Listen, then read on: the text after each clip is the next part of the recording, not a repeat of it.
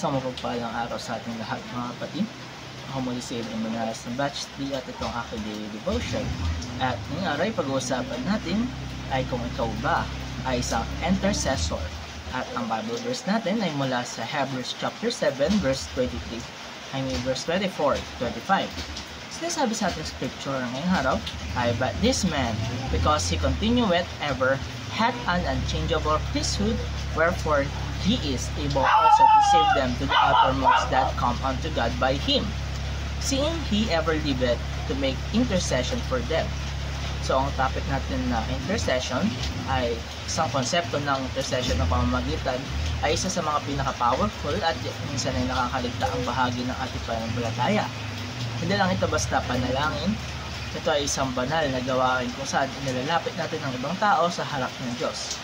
At sa pinakaugat nito, ay kita natin si Jesus mismo bilang ating dakilang saserdote na hanggang ngayon ay patuloy na namamagitan para sa atin.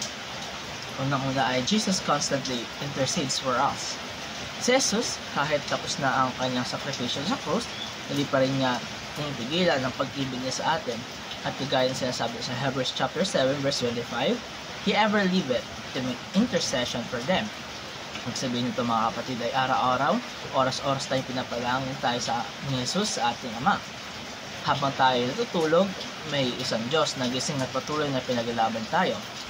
Hindi man natin alam kung anong mangyayari bukas, pero may isang high priest na nagpe-pray sa ating future.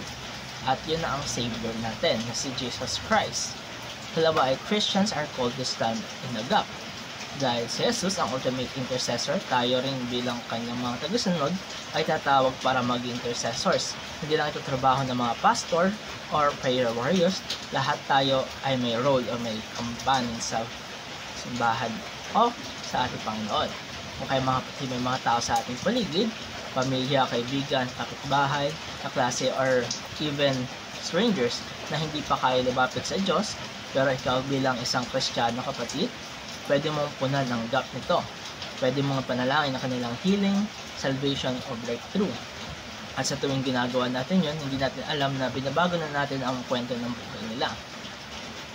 Katatlo ay intercession is based on Christ's finished work.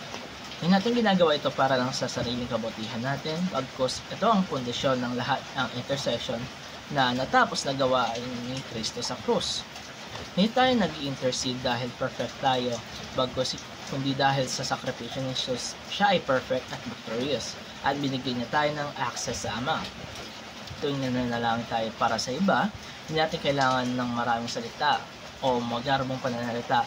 Ang kailangan lamang natin ay puso na handang lumapit sa Diyos at magsabing, "Lord, hindi lang ako ang may pangangailangan, tulungan mo rin ang iba." At para naman sa ating application ngayong araw ay unang-una mga kapatid, start an intercession ministry.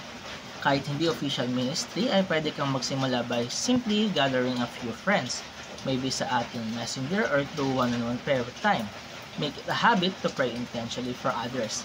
Kahit natahimik lang sa puso natin ay gawin natin itong ministry. Dalawa, stand in the gap for the people around you. May kakilala ba tayong may pinagdadaan ngayon? Don't just say na I'll pray for you. Hindi gawin natin ito ng ating buong puso. At sa tuwing nagpe-pray tayo for someone else, pinapakita natin kung gaano ka-consistent tayo bilang isang follower ni Christ. At panghuli ay soak yourself in God's presence. At dito nagtatapos ang aking daily devotion. Maraming salamat sa panonood.